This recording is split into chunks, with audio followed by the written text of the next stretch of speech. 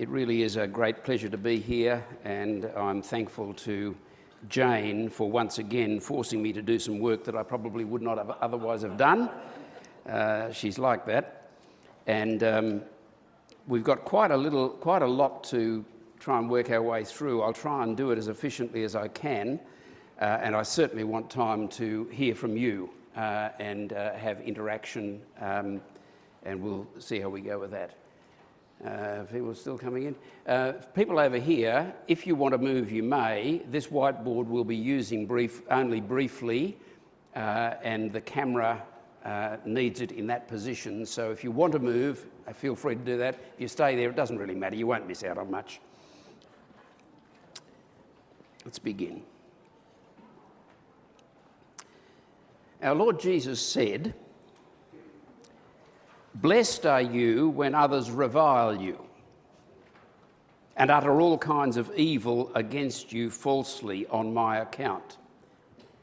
And again he said, "If the world hates you, know that it hated me before it hated you. If you were of the world would love you as its own.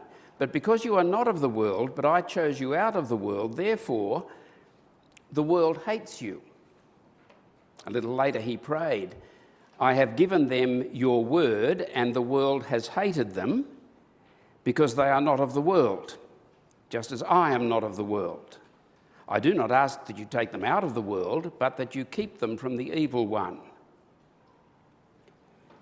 And then later in the New Testament we hear from the Apostle Peter about how a believer must live in such a world. "Keep your conduct among the nations honourable, so that when they speak against you as evildoers, they may see your good deeds and glorify God on the day of visitation." The Apostle Paul wrote about the shape of ministry in such a world. "We are not waging war according to the flesh, for the weapons of our warfare are not of the flesh, but have divine power to destroy strongholds. We destroy arguments and every lofty opinion raised against the knowledge of God, and take every thought captive to obey Christ." And Jesus' promise, on which we rely as we serve in such a world, is this: "Everyone who acknowledges me before men, I also will acknowledge before my Father who is in heaven." Friends, what I'm hoping to do in our time together this afternoon is threefold. First, I want to spend a little time thinking with you about how our world, so different in so many ways from the world in which those words were first uttered, is nonetheless living up to Jesus' words. And I want us to think about how that is impacting Christian people and Christian witness in our day. I'm trying to reflect on our relation to the world in which we find ourselves and the relationship of that world to us. What's going on? Secondly, we will consider briefly the positives and the negatives of how we Christians are responding to this situation in our day. And thirdly, I'd like to make some suggestions that might help us to get what's going on and perhaps to understand a little more of what faithfulness means. So that's the sort of pattern of the rest of our time in this session. Time will be not divided equally, but you'll see how we get there. There are a number of caveats that I'd like to make as I begin. I'm very conscious that I'm paddling in the shallows of some very deep issues this afternoon, and that's all I can manage at this stage. It's probably all I can manage at any stage, but I want to acknowledge that most things we will talk about are much more complex than my brief comments might suggest. And I'm very aware that others are discussing these matters from a variety of helpful points of view, far more thoroughly than I'm able to do here. And to explore some of those, do visit John Anderson's website. Do listen to some of the material that Nick brought us earlier this morning as well. Furthermore, I am concerned that the kind of discussion that I'm embarking on with you this afternoon can very easily be turned into a kind of Christian victim mentality. We must not go there. However hard it is for us to be Christian today, and it is hard, it is very, very far from the worst of times. We sometimes need to remind ourselves of that. I think actually the opposite is closer to the truth. It is a brilliant time to be Christian. Furthermore, I'm aware that this will be a discussion that may seem less relevant for those living and working for Christ in cross-cultural situations, because the world that we'll be thinking about is largely the so-called Western world. But that's a big part of the world, and it's impacting the rest of the world, and I don't actually think that any of us are untouched by the things that we're going to be talking about. I've also noticed that the kind of issues I want to raise today can become all-absorbing in themselves and sort of take us away from our main game. That's not my purpose. My purpose is to help us to play our main game well. Well, is that enough of displaying my nervousness about what I'm doing and my unease? I'm sure there are other qualifications that I should make. That'll become clear as we proceed, I'm sure. Let's begin with some reflections on being a Christian in the world in which we find ourselves today, under the rather unpromising heading, "When they speak against you as evildoers." It seems to me, and I think this has already been raised in very helpful ways already in our program today, but I think that a very good candidate for the issue of our times for Christian believers, at least in so-called Western societies, is this. Many, many people in this world, at this time, in this culture, if you like, find it almost impossible to see God's word to us and God's ways with us as good. Isaiah's words have a strange resonance when he spoke of those who call evil good and good evil, who put darkness for light and light for darkness, who put bitter for sweet and sweet for bitter. Christians, almost by definition, are people who are convinced that God, God's word, God's ways are not only true and not only right, but they are good. However, we are living in a time when many, many ordinary people, and I'm not just talking about the obviously anti-Christian activists or the angry atheists, but many ordinary people, you know, the sort of people who listen to Richard Glover, see things that you and I believe are good as evil. And although this situation is not entirely new, in relatively recent times, many of us have simply been overwhelmed and thrown off balance by the extent and the depth of this phenomenon. This way of thinking has rapidly become familiar, respectable, and dominant. It's mainstream. It's the air we breathe.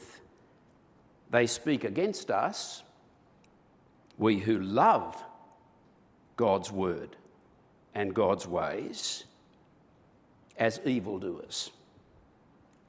And as we breathe this air, it can become difficult, even for Christian believers, to see the goodness of God's ways. Now, let me illustrate with an example that is uncomfortable, and I'm afraid it's also been touched on a number of times today already, but in a sense, its discomfort is the point. Consider the idea that we were talking about earlier today, that we find a number of times in the New Testament. Just think about it now, forgetting all the things that Nick told us, but remembering them later on, but for the moment just putting them to one side. Just consider the idea in the New Testament, the idea of Christian wives submitting to their husbands. And I reckon even at this conference, and even after all that Nick has so helpfully brought to us, I'm reasonably sure that you, like me, when you're honest, can see how terribly awkward that idea feels in today's world. It's worse than awkward because, frankly, it doesn't feel right.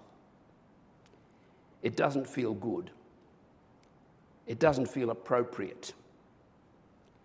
The idea, wives submitting to their husbands, did not feel as terrible for most of our grandparents.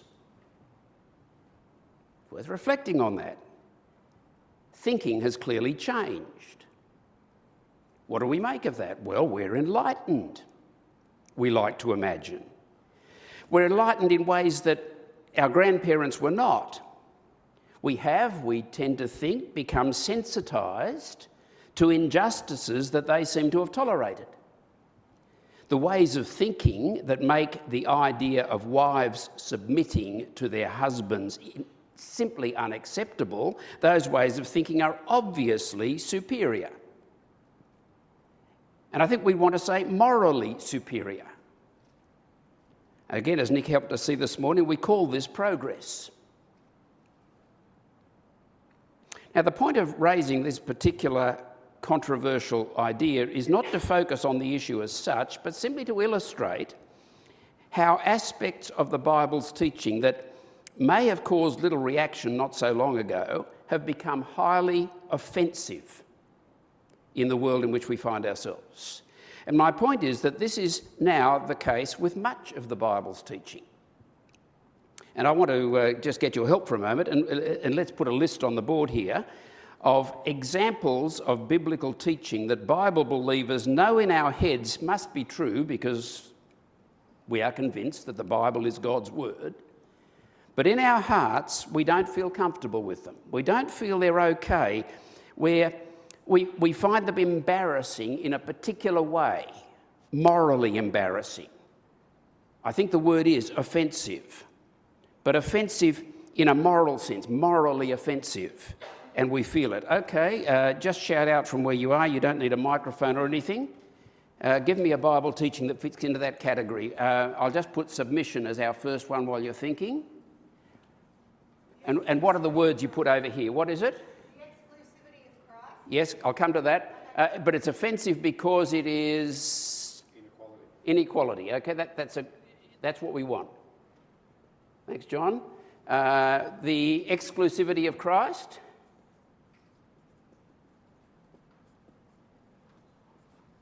Wonderful writing here. Is offensive because bigoted? Intolerant. Keep on going. Another biblical teaching. Yes, shout out. Don't worry. Okay, how about I just put Christian teaching about sexual morality? Will that do? We'll just generalise. Otherwise, we'll have a whole long list of them. Sexual. How do you spell that? Morality. So, Christian teaching, Bible teaching on sexual morality. Why is it so offensive in today's world? It's outdated. Yeah, that's perhaps not as bad as it gets. It's oppressive. That's. It's my private issue. It's my private issue. It's not private. None of your business. Yep. Okay. Another one. Some good people may go to hell. Okay. Hell. God's judgment. Isn't it? I don't think we need to debate whether that is offensive today. Just ask Israel Folau. Offensive because it is hateful. Would that be right? What are the words that were used about Israel? Hateful. Yeah. That'll do. Harmful. Harmful because you tell people. Yeah. Yep. not just offending, we're harming them. Yep. Church is offensive because Okay, this is because? it's Controlling, okay. Here's one. What do you think of this one? Forgiveness. You tried to suggest the idea that if somebody makes a mistake that they'd be forgiven? That's the way we deal with this? Somebody did something that is seen to be wrong 30 years ago and it's come to light. How about we deal with that by forgiveness rather than destroying them? Don't do that anymore, do we? Forgotten how to forgive. I think forgiveness is offensive. I'm not quite sure why. Unjust. I suppose that, yeah, thank you. Unjust. But what we really mean is it doesn't allow us to take vengeance. So justice and vengeance have got all mixed up. Now, that's the kind of picture. We could go on and on, I'm sure. But I'm wanting to suggest that what we're reflecting on here is different from the embarrassment that many Christians felt about their faith as I was growing up, which was a long time ago. But back in those days, it was more of an intellectual embarrassment. How could you possibly believe in miracles and a virgin birth and a resurrection and heaven and hell and so on? The idea that was around was that science could in principle explain everything and God was therefore an unnecessary hypothesis. And those who clung to belief in God just lacked the courage or the intellectual equipment to follow through the logic of scientific discovery. The Enlightenment, it was supposed, was the beginning of the end of all religion. Reason had replaced faith. Now, back in those days, that most of you can't remember, but back in those days, believers tended to respond with rational arguments for the reasonableness of our faith. We argued that reason and Christian faith were friends, not enemies, and we developed a great body of thinking that we called apologetics. That was then. Today, I'm suggesting we have a different kind of embarrassment. Not so much that science has challenged our faith. That's still around, of course, in the preaching of the angry atheists, the Dawkins, Hitchens, Harris and so on. But a new moral framework has taken hold within which the Bible's teachings seem unjust, oppressive, exclusive, bigoted, hateful, intolerant, cruel. I'm not sure whether I got all those words up there, but those are just some of the terms that have become commonplace to describe Christian views learnt from the Bible, all of them synonyms for evil. The older apologetics, while still essential, it's not enough to meet the new situation. We cannot be satisfied if our message seems to be that something that is unjust, oppressive, exclusive, bigoted, hateful, intolerant and cruel is nonetheless true. That's not our message. In that former age that I mentioned a moment ago, evangelism was difficult because as soon as you identified yourself as a Christian believer, you felt that people would think you were stupid. The Christian gospel had been intellectually discredited, so it was thought. And I think that was hard enough. But it seems to me that it's harder, a lot harder, if you feel that people will think you are evil. When the Christian gospel feels morally discredited, if you really believe that, you're a bad person. You're bigoted, hateful, intolerant, and all the rest. And it's not just evangelism. In my recent experience, it seems to me that many of our young people in our churches are struggling with their Christian faith at precisely this point. They are living with a tension that they find very difficult. And it's not just young people. And teachers of God's word, it seems to me, have a big, challenging, but very, very important job to do. In this context, we need to learn how to so teach the word of God that those who believe can see not just its truth, but its goodness, its moral goodness. For I don't believe it's possible to believe the truth and not love the truth. You haven't got it if you don't love it. The problem is not really new. Those New Testament texts that I started off with make that clear. we seem to be returning to a kind of challenging situation Christianity faced from the very beginning. A few months ago, I was discussing this kind of things with a friend in Cambridge who is a classics teacher, and he came back to me the next day and pointed me to Tacitus, as classics teachers do, and Tacitus, so we're talking about end of 1st century, beginning of 2nd century, referred to the Christians as haters of mankind. Actually, my classics teacher friend gave it to me in Latin, then realised I was an Australian and translated it for me. Haters of mankind. I would not be at all surprised to hear some people today endorsing Tacitus's words. Haters of mankind. That's what you Christians are for this stuff. I'm not sure precisely what Tacitus meant, and I'm really glad to say my classics teacher didn't know that either. But I have discovered that in the early days of the Christian faith, many Romans saw, for example, Christian sexual morality as evil. Because the very idea that a person in power should not take sexual pleasure wherever and however he wanted was offensive. So, if the Christian message, or at least particular aspects of it, have become morally offensive to many of our contemporaries, what should we do about it?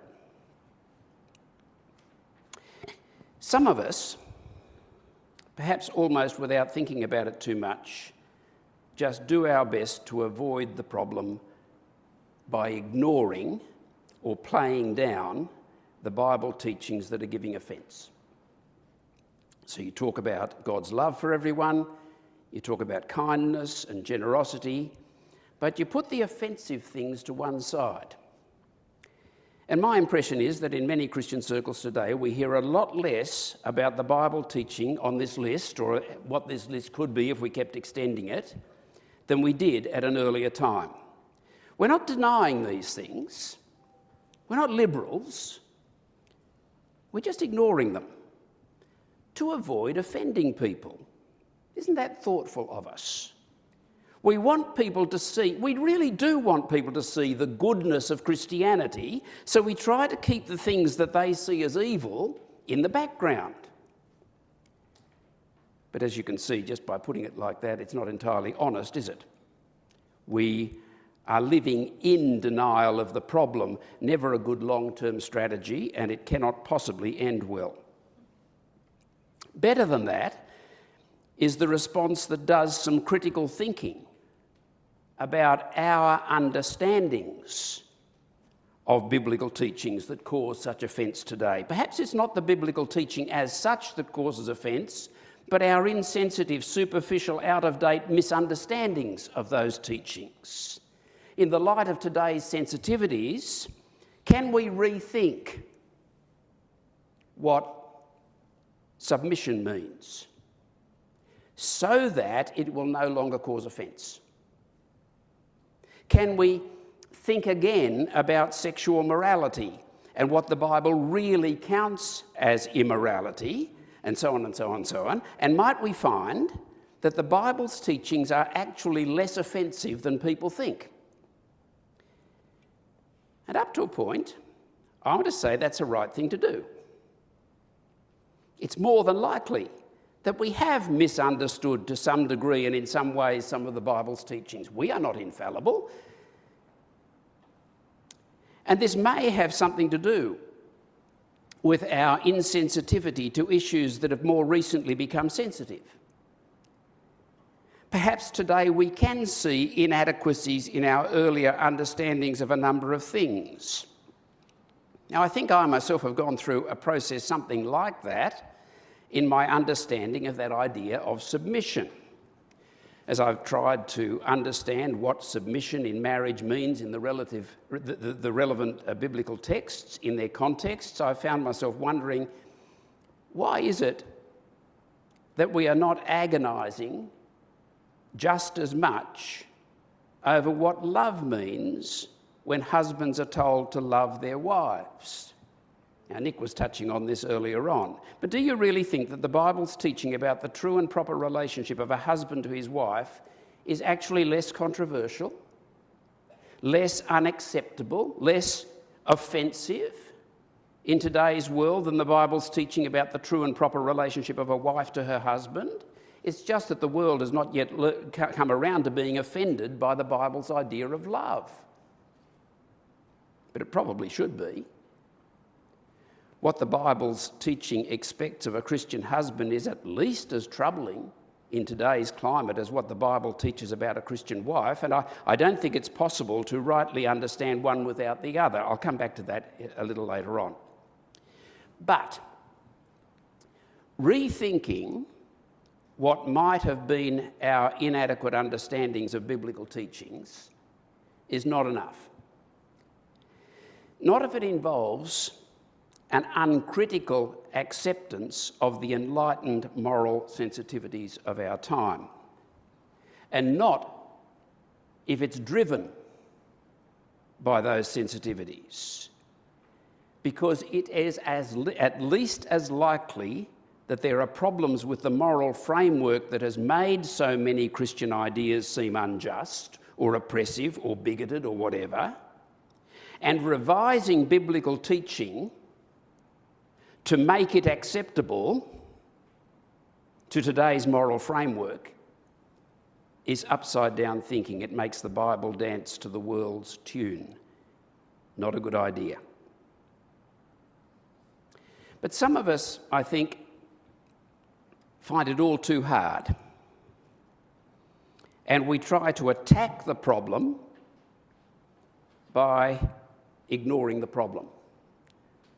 We affirm our understanding of the Bible's teaching, often forcefully and repeatedly, and we simply don't care if it doesn't feel right.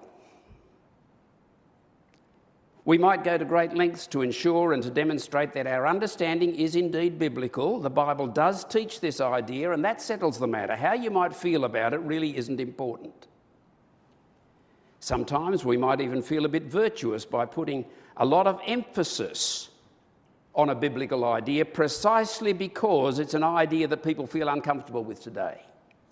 And the more the world hates the idea, the more we affirm it. We're defending biblical Christianity precisely where it is under attack.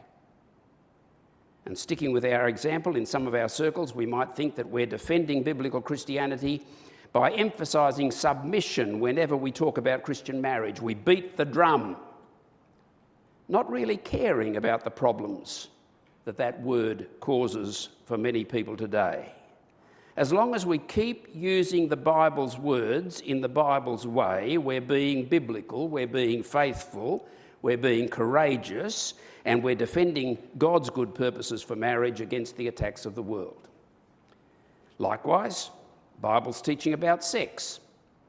As long as we're against what the Bible's against and for what the Bible is for, we're being faithful. And again, although I think I'm caricaturing a little bit, that is a right thing to do up to a point. But I believe we need to be careful. Because many of us, I think most of us under a certain age, but I haven't got round to defining what that age is, almost all of us, under whatever that age is, have absorbed the climate of thought that surrounds us so deeply that this approach of simply forcefully affirming the Bible's teachings can involve a kind of suppression of our consciences. At worst, we're forcing ourselves to believe something, to believe it's true, while believing, or at least feeling, it's not good. Although perhaps we would never be quite game to say so. And I do think we should be particularly sensitive to this as we teach young people. We cannot be content with Christians being people who believe things that they feel are unjust, oppressive, exclusive, bigoted, hateful, and intolerant, and so on. Believing the truth must involve loving the truth. And so we must not only affirm the biblical truth, we must address the ways of thinking that we have absorbed that may prevent us from delighting in the truth. And I want to take some small steps towards doing something like that in the remainder of our time. What I'd like to do with you, and this really is only the beginning of thinking, that's all I can manage, and I'd like to use the lack of time as the excuse. It's not, it's more about the lack of ability, but I want to just begin this exploration. I want to explore a couple of ideas with some care, and then I'll suggest where this kind of thinking might helpfully go. And it seems to me a convenient place to start is how we think these days about the value and dignity of human life. Two closely related ideas are at the heart of the moral thought world that we are inhaling: rights and equality. Let's think for a little while, firstly, about rights, human rights. Countries like Australia are often said approvingly to have developed a rights culture. In contrast to totalitarian regimes where human rights are frequently violated and very often the very notion is repudiated. And I think it's true that the paradigm for many Westerners is the civil rights movement of the 50s and 60s in the United States. Martin Luther King Jr., I Have a Dream, and so on. And for the avoidance of any doubt or misunderstanding, an enormous amount of good has been accomplished in the name of human rights. But something has happened. Something has happened to the idea of human rights, where once it was significantly motivated and supported by biblical references and allusions. Just listen to any Martin Luther King speech, including I Have a Dream. That was then, but now the notion of rights has become a key idea in the repudiation of much biblical teaching as immoral. A powerful part of the offence that is taken to the idea of submission in marriage comes from the sense that a woman's rights are being violated. What's happened? The idea of human rights goes back at least to the canon lawyers of the Middle Ages. It was based on biblical ideas. Human rights were understood to be rights applying to every human because they derived from God, in whose image every human was created. And the idea of human rights became possible because of the spread of Christianity. The idea was refined in the 18th century Enlightenment. The English philosopher John Locke had argued in the previous century for the natural rights of life, liberty, and estate, that is, property, which government ought not to deny its citizens. Through the 18th century, there were the revolutions in America and France, which led to declarations of human rights, the most famous of which states, and you could almost recite it with me as though it was a biblical verse, I think, we hold these truths to be self-evident, that all men are created equal and that they are endowed by their Creator with certain unalienable rights, and that among these are life, liberty, and the pursuit of happiness. As I was doing some work and looking this up, I was interested in what did the pursuit of happiness mean? And it might be worth, just as a sort of footnote here, to note that it did not mean, in that context, the pursuit of pleasure, but as one writer has put it, happiness meant that feeling of self-worth and dignity that you acquire by contributing to your community and its civic life. It's a rather different idea altogether, isn't it? The pursuit of happiness. Well, in 1948, as I'm sure we all know, partly in response to the horrors of World War II, the General Assembly of the newly established United Nations adopted the Universal Declaration of Human Rights. And many nations today have their Bill of Rights, and there are numerous human rights commissions. And the upshot is that the idea of human rights today in our rights culture has two significant features. First, it has lost any conscious dependence on the biblical teaching that made the idea possible. Locke's idea that these rights are natural and the notion that they are self-evident and universal has displaced any need to refer to God.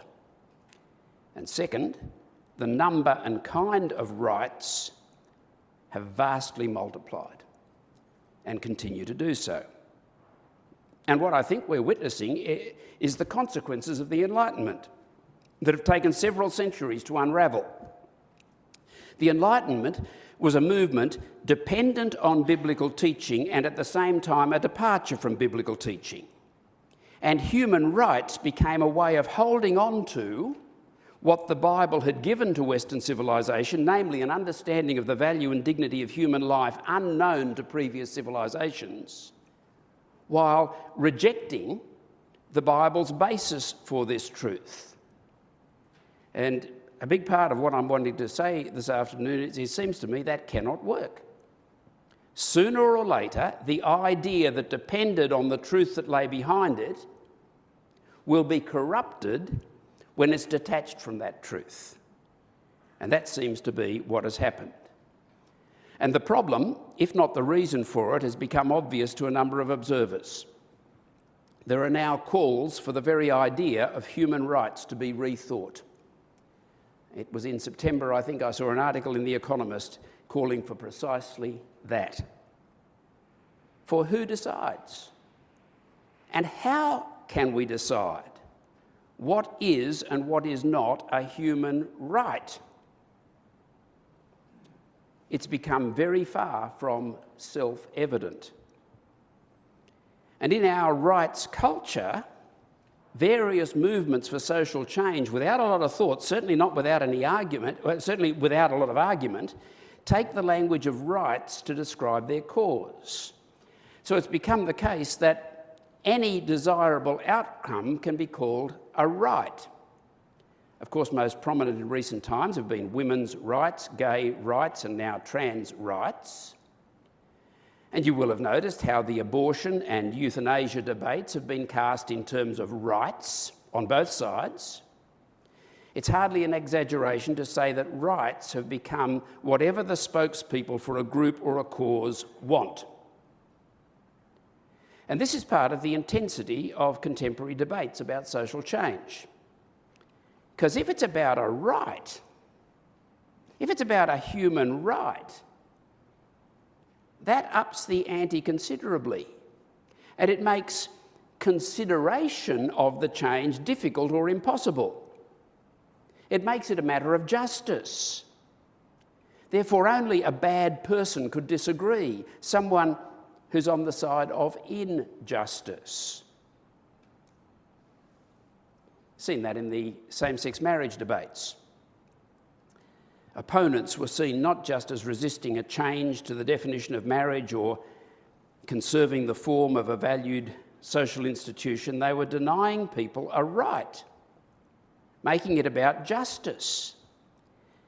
And the denial becomes an injustice. And so many Christians found themselves feeling decidedly uncomfortable because, you see, you cannot be indifferent to justice, to righteousness, if you take the God who really is there seriously. I have a theory that one of the fundamental reasons that many people regard the Bible as offensive is that the Bible does not really support the rights culture as it has developed. One of the things we might find embarrassing about the Bible is that it does not teach, at least not in explicit and in those terms, does not teach human rights. The Bible is not a human rights document. Not really. But that is because the Bible has a better way to understand the value and dignity of human life. And it's this: human life is a gift given by God out of his love. The appropriate attitude of those who've received this gift is thankfulness. And being so loved imbues human life with the wonderful dignity of responsibility towards the one who has so loved us and towards others who've been so loved. How good is that? The rights culture, as it has developed, leads to the divisions, demands and resentments that surround us. What do we want? When do we want it? The biblical reality opens up the possibility of thankfulness, love, responsibility towards others, and contentment.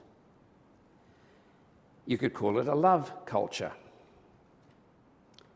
It would not by any means be indifferent to injustice, but it might not see everything desired as a right. Now, don't misunderstand me. I'm not suggesting for a moment that this Christian way of thinking gives us immediate and simple answers to the issues of our times. I don't believe it means that we will automatically come down on one side or the other of any particular issue. But it does mean that we see human life in better terms than demanding or defending what we claim to be our rights. The idea of human rights is closely tied to a second idea that has massive moral power today: equality.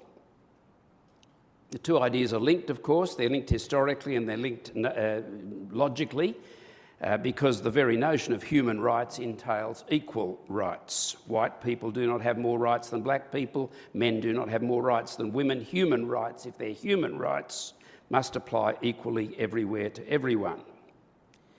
But perhaps even more than rights, equality is widely accepted today, at least in Western societies, as self-evident, natural and universal, and a moral truth. Inequality is immoral.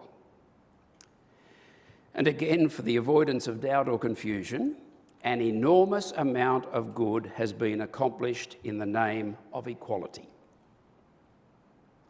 But in a manner similar to rights, equality is an important and good concept that has been corrupted by being detached from its roots.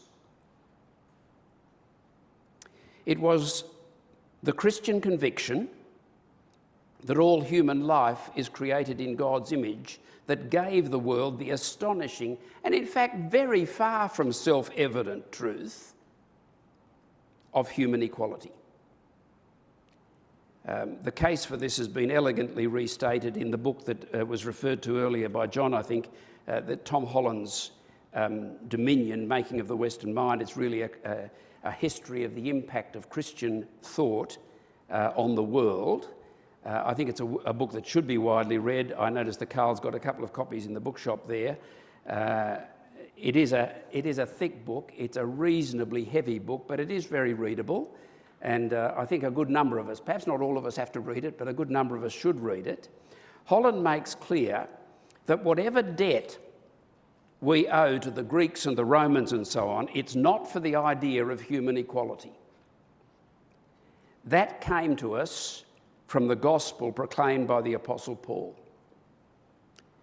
A similar argument has been presented lucidly in another book, an earlier book by Larry Siedentop, I've listed these on the notes, called Inventing the Individual, the Origin of Western Liberalism.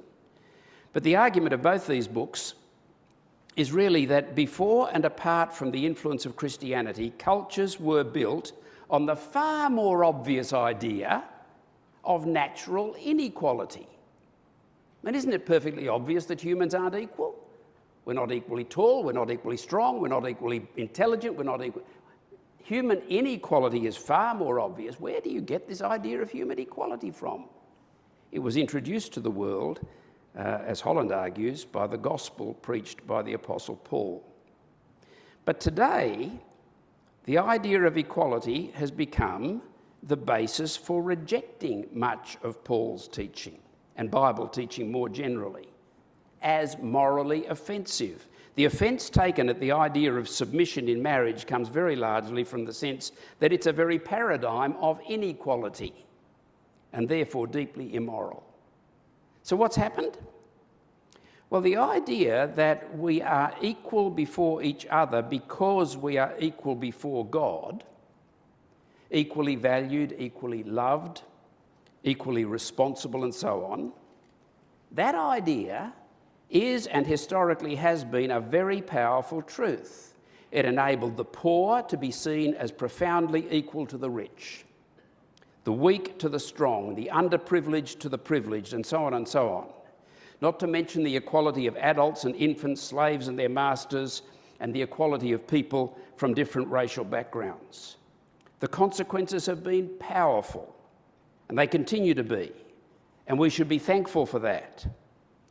But what happens to that idea when you reject the God bit?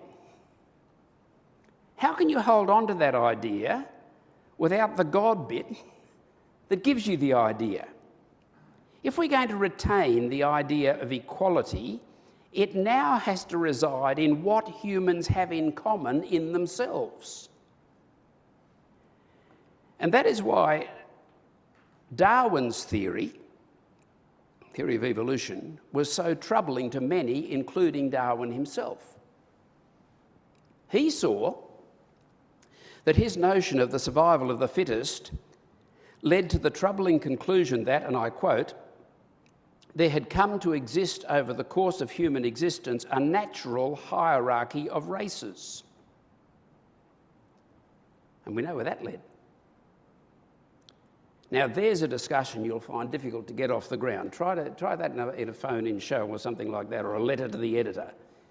Here's the argument. Try running it.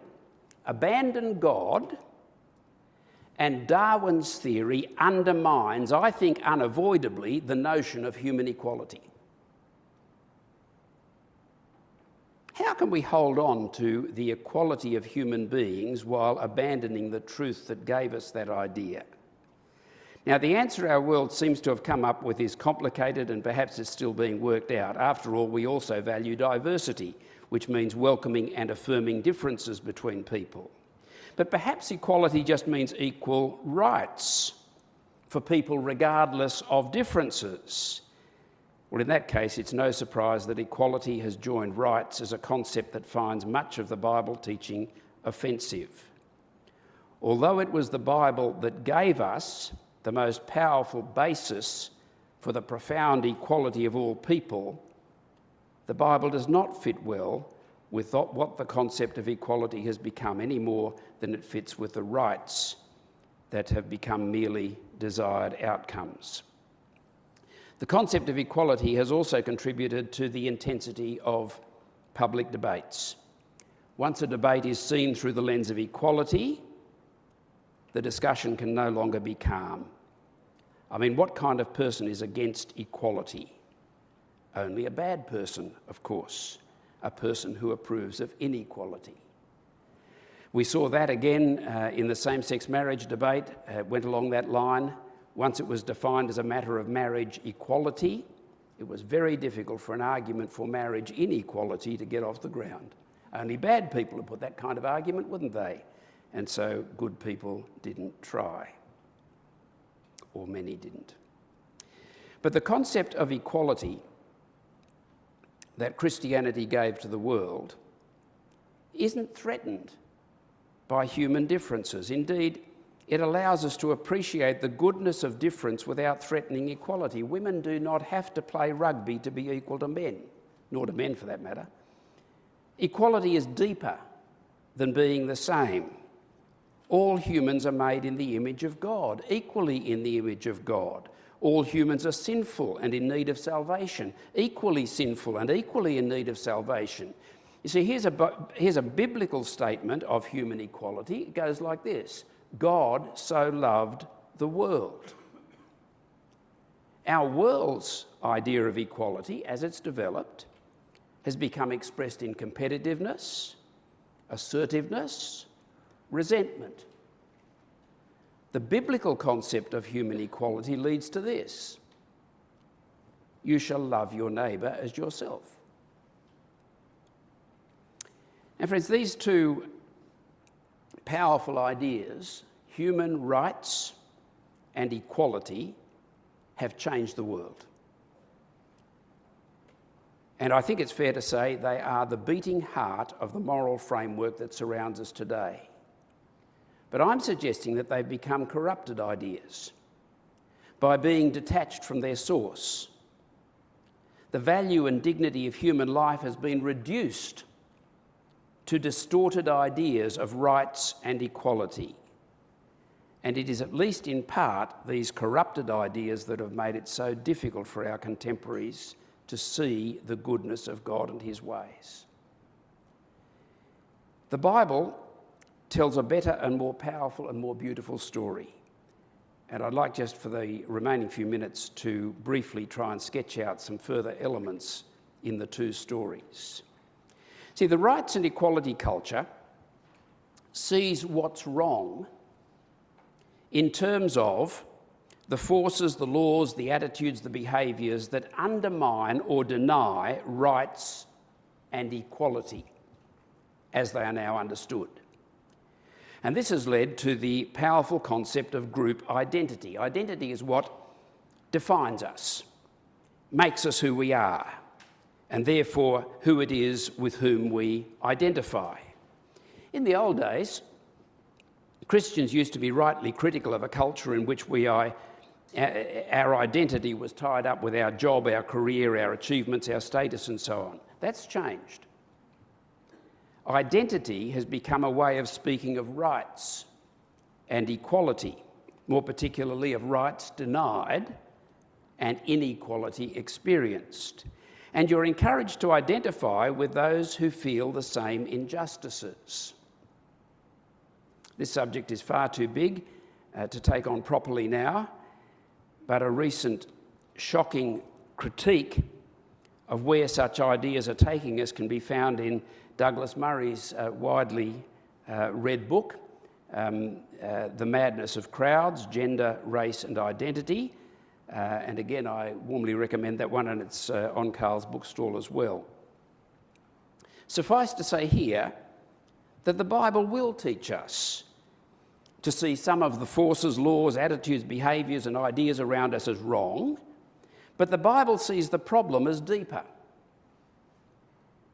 The dividing line between good and evil cuts through the heart of every human being, as Solzhenitsyn put it.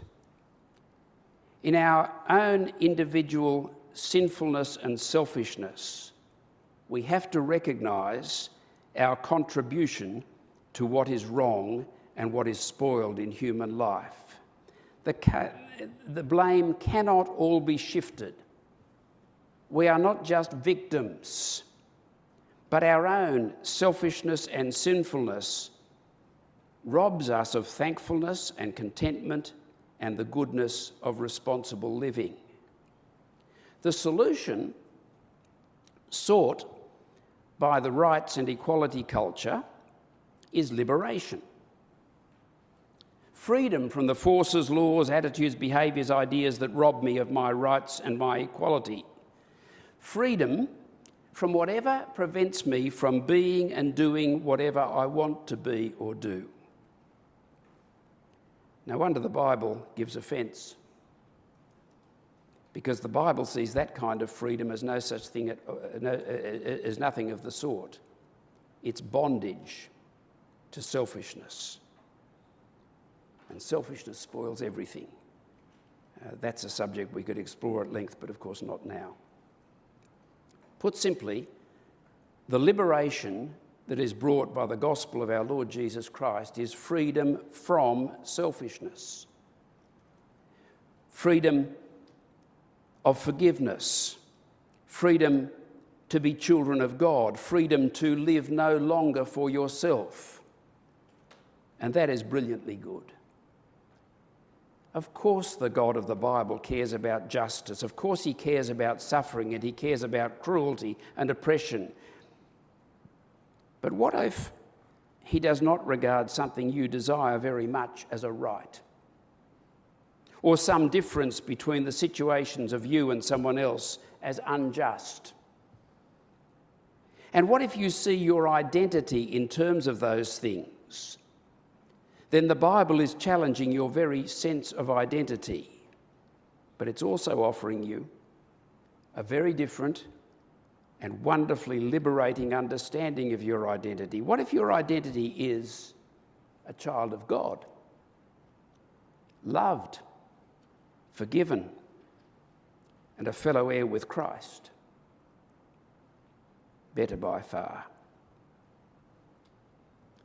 Now, when the goal of human life is securing your rights and achieving equality and exercising freedom in the senses that we've seen, then the path to happiness is empowerment.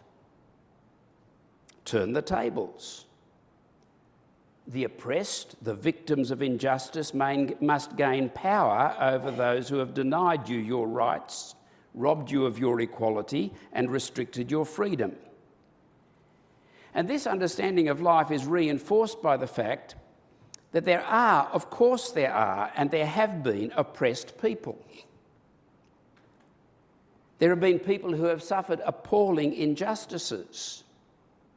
There are people who have exerted power over others in terrible ways. Of course, that is certainly true. But if those are the categories in which you think about life, the powerful and the oppressed, because life is about rights and equality, and you see the path to happiness as turning the tables, then you cannot but hear a Bible word like submission in those terms.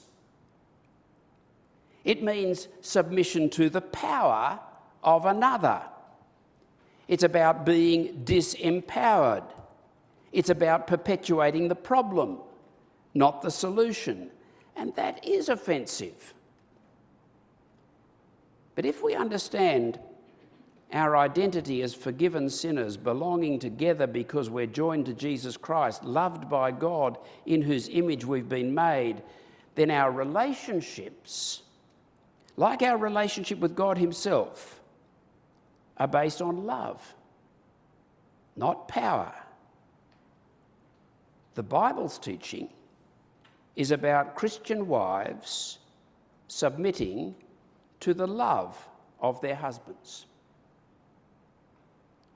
Now, that may still cause offence, but it is altogether different from the idea of submitting to their power, which I do not believe the Bible teaches.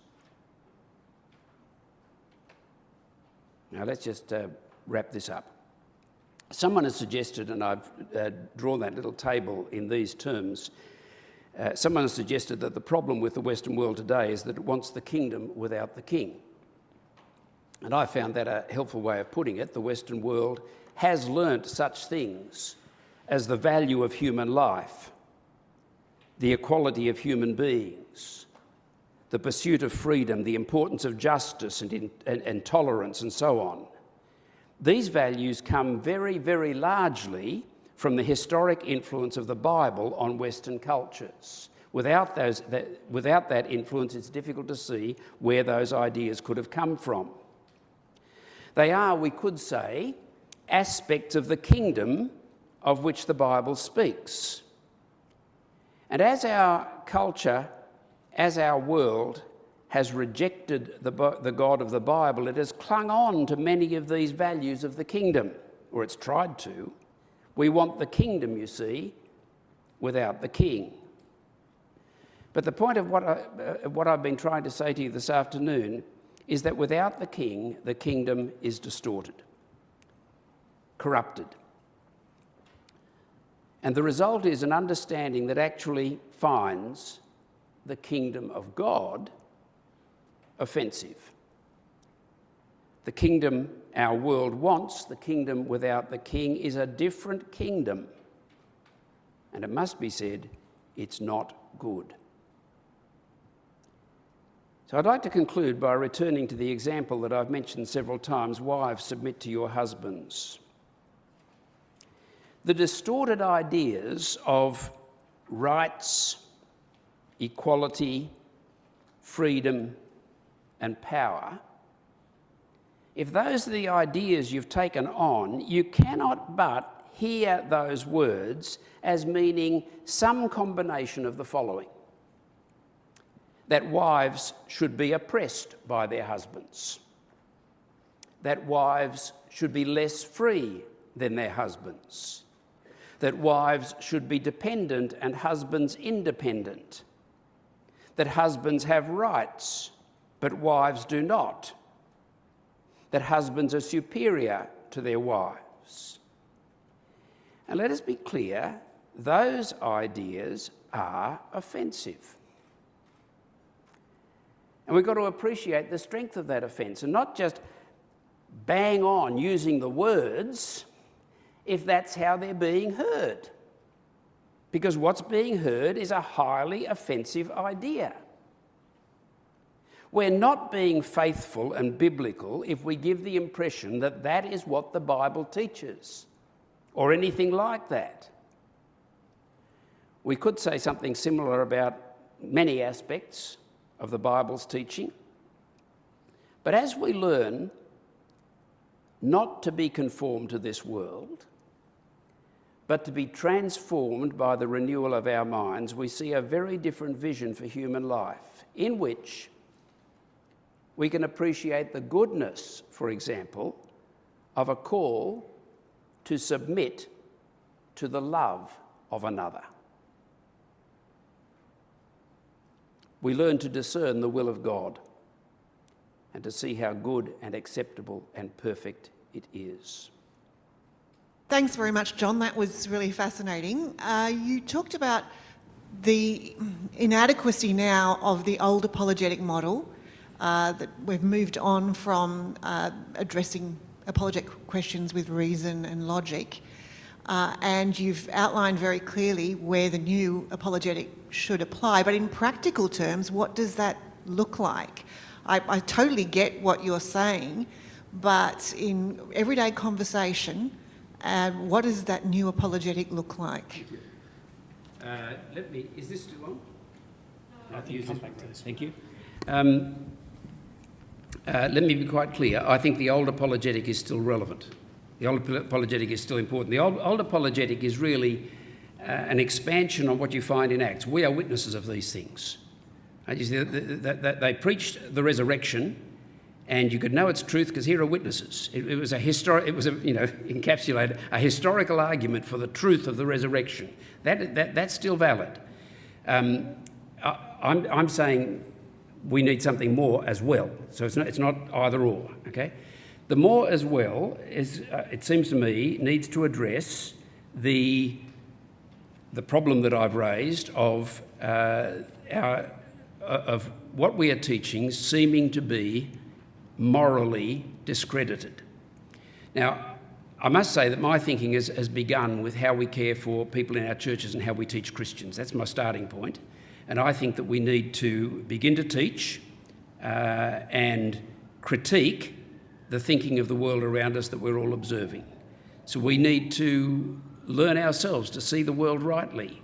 We need to have a biblical idea, not the world's idea of rights, equality, freedom, and all those sort of things. We need to learn to think more bigly in those ways. We need, in our own minds, to critique the culture around us at those fundamental points. Now, in our interactions with people, I think that those sort of conversations need to go on as well. In a particular conversation, to say, to discuss if you can have a discussion. But if you can have a discussion, it'll be, where does this idea of human equality come from? I believe in human equality, but it comes from, and you may be able to demonstrate with a person that their idea of human equality is just sort of arbitrary. They just plucked it out. Because, so it's a similar kind of argument, but it's about the moral issues, not simply the truth issues. It's going to be hard, and I think myself we're just beginning to do it. A lot of people are thinking about it, but I don't know that we've really got very far down the track of doing this, so we're learning. Leslie's asking, how do we start a conversation, a gospel conversation, with a person who says, I'm not interested in that at all because I dismiss it as bigoted or intolerant or whatever. I don't think it's analogous to that poor age when I was a young person. You were too. When science has discredited that. Well, what do? You say, no, it hasn't, And your conversation then goes wherever it might go. It might be an argument about the resurrection. It might have been an argument about what do you make of Jesus. It might, whatever that might have been. I'd say the conversation may be, and that's where these books are quite interesting. The books that I've shown you are all by non-Christian authors. It's almost as though there are non-Christians around who are realising this is not working. And they're a little bit ahead of a lot of us, I think, but therefore you won't want to follow them completely, but they're saying this isn't working, and I think we can help show people this is not working. So where do you think the idea came from of human equality? And you say, bone up a little bit on the history so that you can actually tell people. It came into the world from Christianity, from Bible teaching. The only reason we got that is that some people had the idea that we've been made in the image of God. Where do you get the idea of human equality from? Tom Holland has got this lovely example where he says, where do you think human beings ever got the idea, listen to this, that it's more noble to suffer than to inflict suffering? Right? It's more noble to suffer than to inflict suffering. Where did that idea come to? Because it certainly wasn't part of any ancient civilization. That idea just wasn't there. The idea that, and he is absolutely convinced it came from the crucifixion of Jesus. The crucifixion of Jesus, and of course what was then said about the crucifixion of Jesus as the gospel proclaimed by Paul went round the world. But that idea has gripped. Can you find a Westerner who doesn't believe it's more noble to suffer than to inflict suffering? We all believe that. Where did that idea come from? So I think there's a lot of getting into what if you're talking about Westerners particularly, but in one sense everybody's influenced by the West now. And I think that there are moral ideas. You can say, where do you think that idea came from? And you say, I've been reading a book that tells me it actually came from the gospel of Jesus Christ. Would you like to know more about that gospel of Jesus Christ? Because actually that's where your morality came from. He argues that almost all of the conflicts in the modern world are variations. So where does the Me Too movement come from? That was mentioned earlier on. Now, I've got all sorts of problems with the Me Too movement, but the criticism of powerful people taking advantage and harming, where did the idea that that's wrong come from? It came from Christianity. It didn't come from anywhere else. There's nowhere else for it to come from. So I do think that there is a powerful, apologetic might be the right or wrong word, I'm not sure, but there is a powerful kind of conversation for us to have with our contemporaries, because our contemporaries still cling to these ideas, some of which I've touched on. There's a whole lot more. Tolerance is one, but the favourite one I've come across is that idea of suffering, which I think is very powerful indeed. If you do pick up this book and start to read it, or if you manage to borrow a copy, if you don't, because there's only 2 copies out there for Carl, the introduction is a most wonderful description of the significance of the crucifixion of Jesus in the ancient world. Again, I can't make these people out. They're all people who say we owe so much to Christianity and we're losing it because we've rejected Christianity. The only way to get it back is if lots of people become Christians, but not us. I can't work it out. Carl. Yeah. Thanks, John. Very stimulating. You briefly touched on the conflicted consciences of people we might be teaching, and I think I misunderstood or misheard, because I wrote down we need to avoid overriding Christian consciences to believe truths that we actually feel might be cruel or evil. How does that fit? No. Yeah. Thank you. I think I have been misunderstood because I probably didn't make things clear. We need to teach consciences. Consciences need to be taught. So if your conscience has so imbibed the ideas of this world that it sees the ways of God as wrong, I'm saying it's no good to simply say, no, the ways of God are true, even though your conscience has to be taught. And we have to learn to love God's ways. It can't be right, can't be adequate to simply know they're true. The devil knows they're true. But we must love them. See, how hard is it to love the idea of divine judgment? But the psalmists do. Okay? We don't understand it, we don't get it until we love it and delight in it. Is that hard for us? Of course it is. But we need to learn to love the truth as well as believe the truth. Yeah. John, you mentioned that the authors that you'd written down were non-Christians. Can I just qualify that? Sure. The Seedon top, or however you say his name, I'm not sure whether he's Christian or not. If he is Christian, I suspect that he's a Catholic, a Roman Catholic. But the others are certainly not Christian believers. Sure. I'm wondering who are the Christian authors that are writing about this apart from you today or speaking about it? And I'm just wondering if there aren't any, why is that? Are they taking a different approach to handling the issue, or are they just, in your words, avoiding the problem or ignoring the problem, or... yeah, sorry. I don't know, and by all means, if others have authors they'd like to recommend, there are a few. Who was that fellow who was mentioned by someone this morning? Glyn Harrison. Yes, yeah. Glyn, is it? Glyn. Glyn Harrison is one. He's got a book called A Better Story. Yeah. Yeah. Better Story. He's got a second one out now on. Sorry. Ego. Ego. Yes, thank you. So that's one author, Glyn Harrison. I think a lot of the discussion of this is going on online, in podcasts and things like that. And I think that there is a lot of stuff out there that it's all beyond me, that world. But in one sense, at least at the depth and extent of what we're experiencing, it's come very, very quickly. And I think it has overwhelmed us, and I don't know that we're really... of course there'll be people far more on top of this than I am, but I think as a fellowship, as a Christian community, I'm not sure that we've really quite woken up to what's happening and to the challenge that we're facing, except for realising it's really, really overwhelming. John, you were saying that we need to be able to teach the truth and show the goodness of the truth, because we've got to believe the truth, we must love the truth. I guess my question is, what would you recommend on a practical, on-the-ground level in terms of modes of teaching in our local churches or campus groups or whatnot?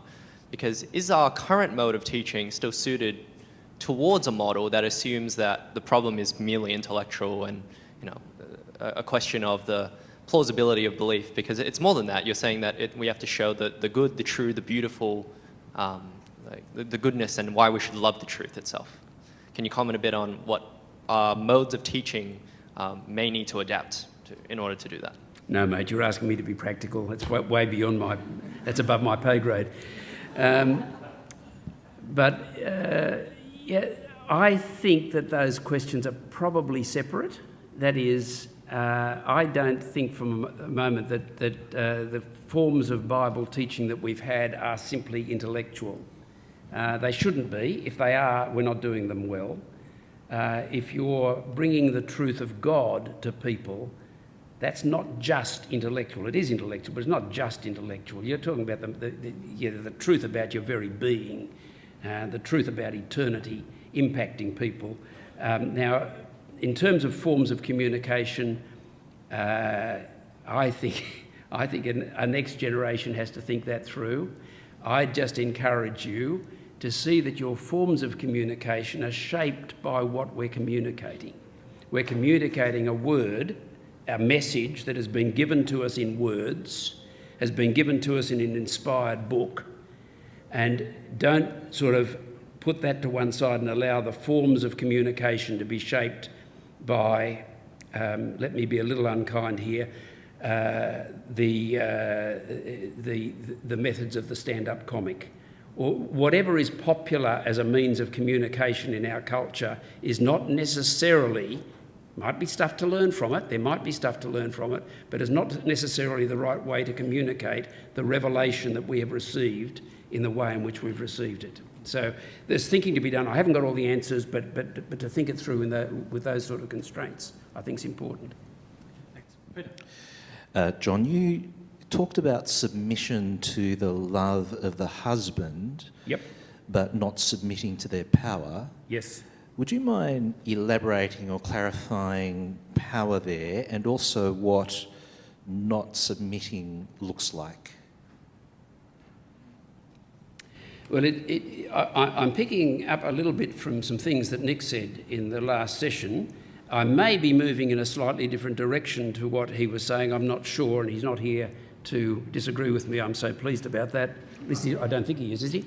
No, I think he's in another seminar at the moment. I don't think for a moment that it's appropriate to say, to even think that the Bible teaches a woman, a wife, that she must submit to the abusive power of her husband. It's not even on the radar. It's about a husband who's being called to lay down his life for his wife. That's what you're to submit to. And a marriage is a two-sided thing. And if the husband is to love his wife and the wife is to submit to the love of her husband, that's the picture of marriage. If you've got an abusive husband who does not love his wife, then she's not being asked to submit to that. Now, I know it's more complicated than that. I know there are complications you work out, but it seems to me to be right to say that the wife is being called to submit to what the husband is being called to do in that context, and that's submit to his love.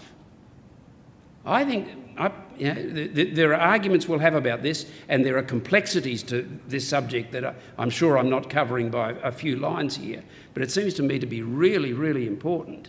And if we have, and certainly people have heard us saying, I haven't actually come across it in our circles, to be honest, I'm glad to say, but people are saying that we are telling wives that they must submit to the bad behaviour of their husbands. Well, I want to say, if you have ever heard that idea, stand against it.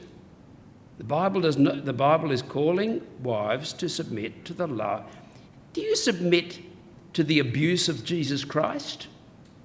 Does the church submit to the bad treatment of the Lord Jesus Christ? No. Well, wives, submit to your husbands as the church submits to Christ. And in the context, particularly the Ephesians 5 context, it's perfectly clear that's not just as the church. Of course, we're obedient to Christ. So there are differences between the church's relationship to Christ and the husband and the wife's relationship to the husband. It's not that the wife does everything that the husband says, even if what the husband says is wicked, because that doesn't happen with the church of Christ. Everything that Christ does towards us comes out of his love for us. And so it seems to me really, really important to get that clear. And I've got a footnote in this thing. There was an article just in the last few months in The Conversation that said something like, evangelical Christians teach husbands to control their wives. Where'd they get that from? I hope it wasn't from any of us. I think the kind of conversation around group rights versus individual responsibility is often kind of described in terms of left wing versus right wing, and Christians are often lumped in with the right wing politics. And my natural reaction is I want to shake that association off. Do you think as churches we should try to shake that association off, or should we own it? I think we should be above it. The left-wing, right-wing thing I can never quite work out. It's a funny kind of terminology. I think, from what I can gather, this is not particularly, it's not coming out of a depth of knowledge or anything like that, but I think that what is generally called left and right wing, and we're not talking about extreme expressions of either of those, but what is generally called left and right wing are two things that we need to have together. If left wing emphasises compassion and care for those who are suffering, we need that. If right wing emphasises responsibility and valuing what we've inherited from history, for the good things that have come to us from history, we need that. And those who talk about these things that I've heard say, actually, it's a personality thing. It's not one is correct and the other is wrong, but our personalities tend to one or the other. And that fellow that John Anderson mentioned, Jordan Peterson, insists that with a personality test, he can predict with about 90% accuracy what your politics will be. So if you're high in a particular trait in your personality, then you'll be left-wing. If you're high in another one, you'll be right-wing. And as a society, if we could recognise that, we'd recognise it's not good people against bad people. It's people who have a passion for one aspect of things that are good versus another. Now, can it all go wrong? Of course it can, and it does go wrong. But I think as Christians, we ought not to identify, certainly ought not to identify uncritically with left or right politically or socially. I think there are things that we long to preserve that we realise have come to us from a past that are really good. We don't want to undo it all, so we'll be a bit on the right. But do we care about people who are suffering, people who are losing out, people who are hurt? Of course we do. You could call us left-wing, but I don't want compassion and thankfulness, put it that way, compassion and gratitude. I don't want them to be set over against each other. That's one of the great false things that are tearing us apart.